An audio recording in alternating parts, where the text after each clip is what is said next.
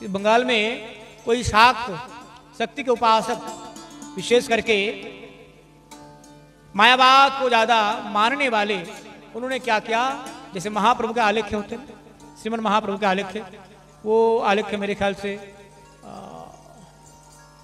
जो हमारे नवदीप धाम में विष्णुप्रिया देवी ने जिन विग्रहों को प्रतिष्ठा किया था ना, गौरांग महाप्रभु का विग्रह, वहां के आलेख्य है।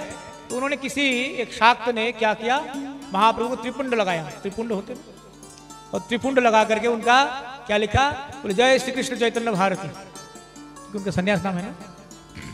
मतलब वैष्णवों को उन्होंने थोड़ा सा उपहास की दृष्टि में ऐसा उन्होंने किया है, यद्यपि एक जघन्य अपराध है ना। महाप्रभु जी यद्यपि भारतीय परंपरा के सन्यासी थे, सन्यास लेना एक अलग लीला मात्र है। सन्यास लेने के पीछे का क्या उद्देश्य है, चैतन्य चरितामृत, चैतन्य भागवत जब हम चर्चा करेंगे उसमें हमें पता चलता है। महाप्रभु जी सन्यास लीला भी किया है तो केवल और केवल जगत कल्याण के लिए, इसमें बिंदु मात्र भी ये विचार नहीं था प्रतिष्ठा के विचार की दृष्टि से।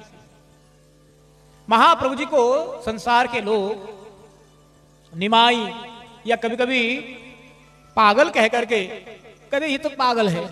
जब गया यात्रा संपन्न करते हुए आए महाप्रभु जी, हर विषय पे हर बात पे कृष्ण को प्रतिष्ठित कर देते हैं, तो उनके छात्र भी परेशान हो गए कि हमारे गुरु जी को हो क्या गया, इतने दिनों से तो हमें व्याकरण आदि पढ़ाते थे और अब जब से गया के यात्रा संपूर्ण करके आए हैं तब से कुछ भी बके जा रहे हैं, हर शब्द के साथ कृष्ण को जोड़ देते हैं। अब उन छात्रों को कौन समझाए कि ये जो कृष्ण नाम की महिमा है, ये कृष्ण प्रेम की प्रकाश है। अब श्रीमन महाप्रभु जी में गया यात्रा में जहां पर ईश्वर पुरीपाद का दर्शन प्राप्त हुआ और विष्णु पाद पद्म का दर्शन प्राप्त हुआ, तब से वो प्रेम प्रस्फुटित होकर के, विकसित होकर के प्रेम उथल पुथल होने लगे। जैसे ग्लास में अगर आप जल भरने जाओ तो वो आधा ग्लास जल भर करके उसको रख दो, वो ऐसे ही रह जाएगा, परंतु उस ग्लास में जब आप भरे हुए ग्लास को भी और भरने जाओगे तो उसमें से उथल पुथल हो जाएगा। मानो ऐसा ही श्रीमन महाप्रभु जी ने जब गया यात्रा में ईश्वर पुरीपाद जी जो कि उनके गुरु जी है ना, और विशेष करके विष्णु पाद पद्म दर्शन के पश्चात गुरु और भगवान दोनों के साक्षात के पश्चात वो कृष्ण प्रेम जागरित होने लगे।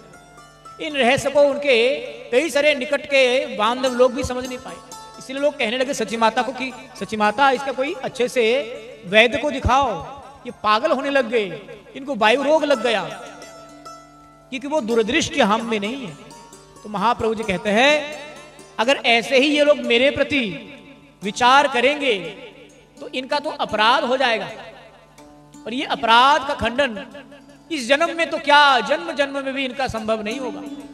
तो उन जीवों के लिए, कल्याण के लिए, क्योंकि तत्कालीन समय में चाहे कितना ही पापिष्ट, कितना ही दुराचारी व्यक्ति क्यों नहीं होते थे, परंतु अगर कोई सन्यासी होते थे तो उनको यथा मर्यादा के सहित उनको प्रणाम वंदना आदि क्या करते थे, चाहे कितना ही नास्तिक व्यक्ति क्यों ना हो, क्योंकि सन्यासी को क्या माना जाता है, भगवान विष्णु के स्वरूप माना जाता है। इसीलिए जैसे ये जो दंड होते हैं ना, त्रिदंड जिसे हम कहते हैं, काय मन और वाक्य के द्वारा जो त्रिदंड दिया जाता है, वो त्रिदंड उसको विष्णु दंड भी कहा जाता है। वो साक्षात भगवान विष्णु के स्वरूप है। इसीलिए कोई भी त्रिदंडी सन्यासी को दर्शन मात्र से ही हमें साष्टांग प्रणाम करना चाहिए, प्रणाम नहीं करने से ही अपराध हो जाते हैं। महाप्रभु जी इस विचार से सन्यास ग्रहण किया कि मैं सन्यास ग्रहण करूंगा तो ये लोग ना चाहते हुए भी मुझे प्रणाम करेंगे, तब ये इनको क्या होगा, ये अपराध करने से ये बचेंगे। तो इस प्रकार से उस समय में महाप्रभु जी के योग्य सन्यास गुरु आप अगर विचार करें तो कौन हो सकते थे? भगवान के गुरु कोई हो सकते भला, जो साक्षात स्वयं जगत गुरु है। इसीलिए श्रीमन महाप्रभु जी ने श्री केशव भारती जी को जब अपने मन की इच्छा व्यक्त की कि मैं सन्यास लेना चाहता हूं, तो उस समय शांकर परंपरा के सन्यास परंपरा ही अधिक प्रचलित था। और दूसरा विषय यह है कि संन्यास लीला भी महाप्रभु का एक वाहजिक लीला था, यह अभ्यंतरीण लीला नहीं था, क्योंकि संन्यास भी ये वर्णाश्रम धर्म के अंतर्गत है। और महाप्रभु जी जो प्रेम प्रदान करने के लिए आए, ये वर्णाश्रमों के अतीत है।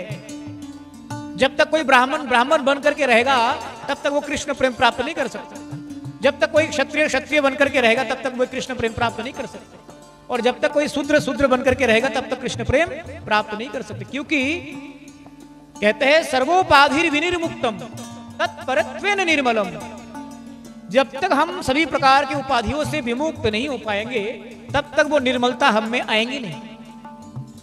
तो इसीलिए महाप्रभु की जो संन्यास लीला है ना, ये भी एक वाजिक लीला है, यह अभ्यंतरीण लीला नहीं है महाप्रभु की।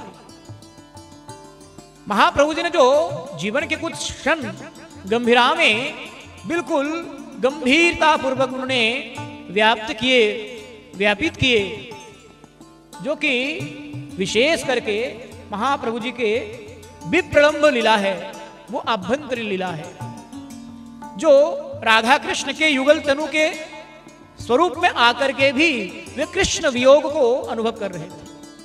कहा कृष्ण प्राणमोर, कहा कृष्ण प्राणनाथ मुरली वदन, कहा जाओ कहा पाओ ब्रजेंद्र नंदन।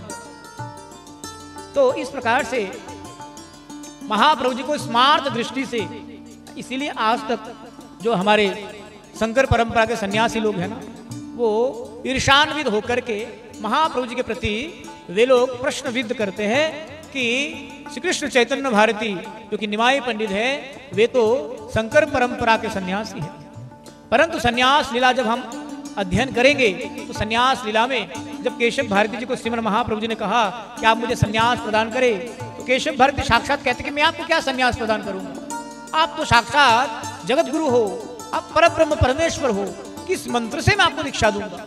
ऐसा कोई मंत्र मुझे अनुभव नहीं है, मुझे ज्ञान नहीं है मंत्रों का जिसमें मैं आपको सन्यास दे सकूं। तब श्रीमन महाप्रभु जी ने क्या किया, वो सन्यास मंत्र केशव भारती के कर्ण में पहले बोला कि आप मुझे ये मंत्र प्रदान करें। तो केशव भारती के जो वास्तविक गुरु वो तो श्रीमन महाप्रभु पहले हुए, उसके बाद फिर महाप्रभु एक लीला अभिनय करते हुए केशव भारती से सन्यास ग्रहण किया।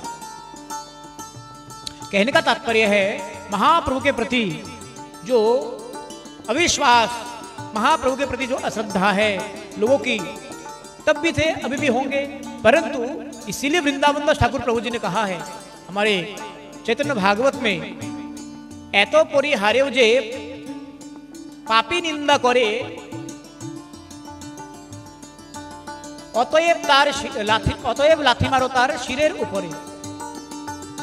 कहते हैं महाप्रभु जी की इतना महिमा, इतना उदारता, इतने प्रेम, इतनी करुणा को देख करके भी, नित्यानंद प्रभु की इतनी दयालुता को देख करके भी महाप्रभु और नित्यानंद प्रभु के चरणों में जिनकी रति मति नहीं हुए, उनके तो मस्तक पर, माथे पर लात मार देना चाहिए।